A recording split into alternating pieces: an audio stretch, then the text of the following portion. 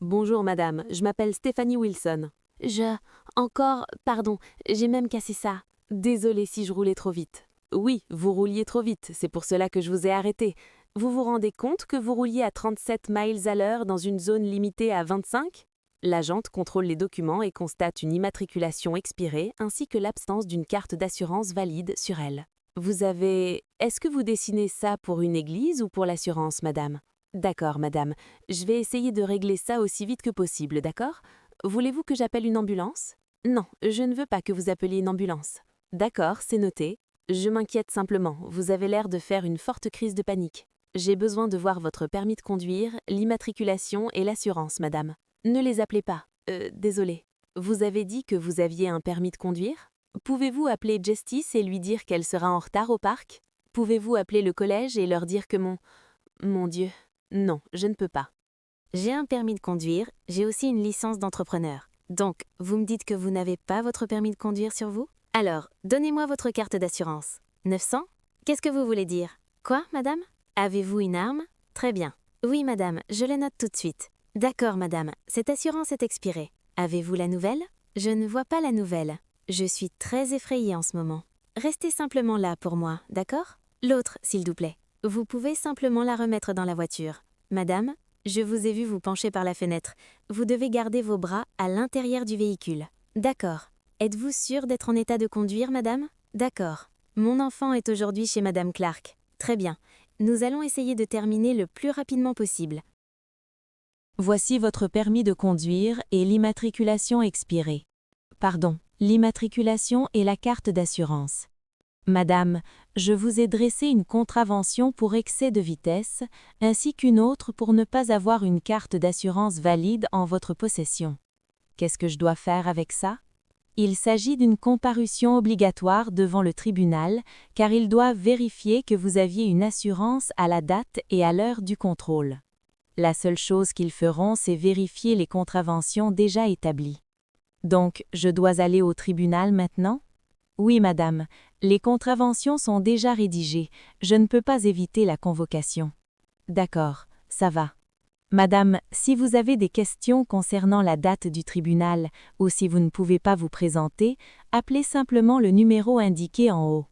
Le greffier ou l'administrateur du tribunal vous aidera à fixer une autre date. L'agente dresse les...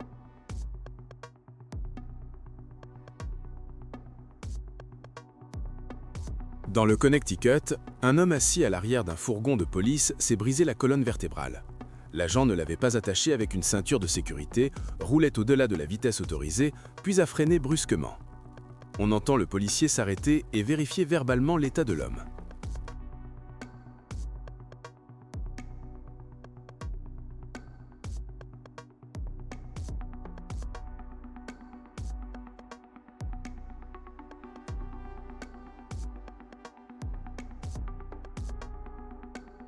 Randy Cox, 36 ans.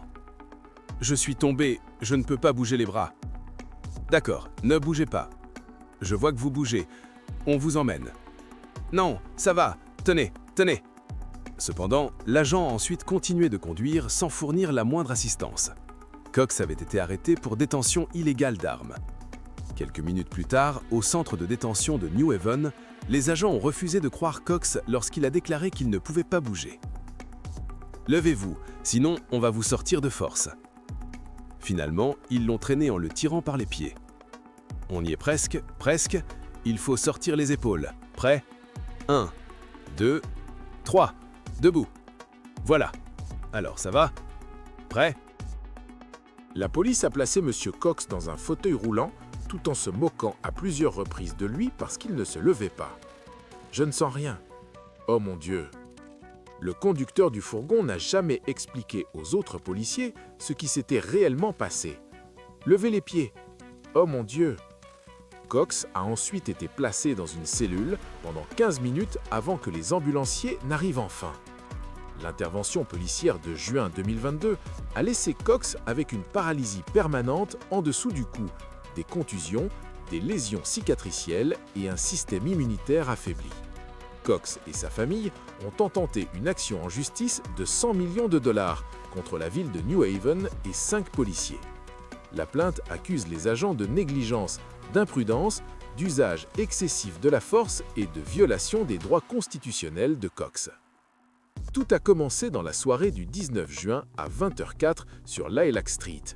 Cox a été arrêté pour possession criminelle d'une arme à feu, détention d'un pistolet sans permis et trouble à l'ordre public.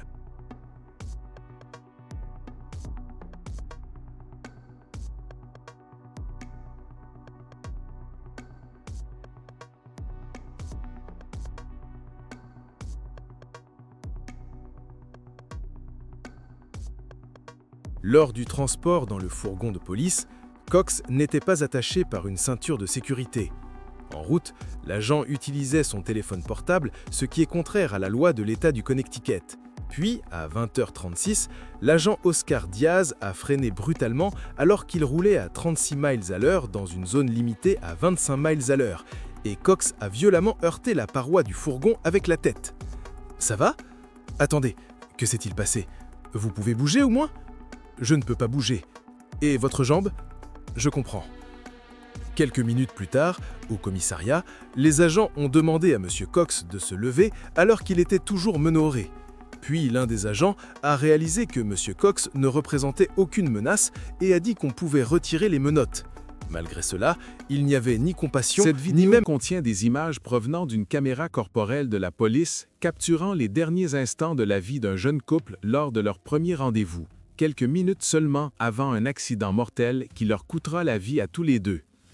La discrétion du spectateur est recommandée. Aux premières heures du 4 août 2021, l'agent John Nunez du département de police de North Bergen interpelle une Kia Stinger 2022 pour excès de vitesse important et conduite dangereuse. Coupez le moteur et présentez votre permis de conduire et l'immatriculation. À bord du véhicule se trouve le conducteur Liz Fernando Chayas, âgé de 24 ans, et sa passagère Alexis Rodriguez, âgée de 27 ans. Je tiens à vous informer que tout est enregistré en audio et en vidéo. D'accord. La raison, c'est que la voiture est neuve, donc je n'ai pas encore l'immatriculation définitive. Vous avez bien l'immatriculation temporaire qu'on vous a remise? Oui. Donc c'est bien votre immatriculation? Oui. La raison de l'interpellation, c'est que vous avez failli percuter un autre véhicule. Je sais, c'est pour cela que je les ai arrêtés. Madame, c'est exactement pour cette raison que je vous ai arrêté. Bonne soirée. Oui, je vous arrête pour conduite dangereuse et imprudente, excès de vitesse et franchissement d'un feu rouge. Vous rouliez à au moins 100 miles à l'heure sur le boulevard Kennedy. Vous avez failli percuter mon véhicule lorsque je tournais à droite. Vous n'avez pas de permis de conduire ? Si, j'ai un permis provisoire pour le moment. J'attends de recevoir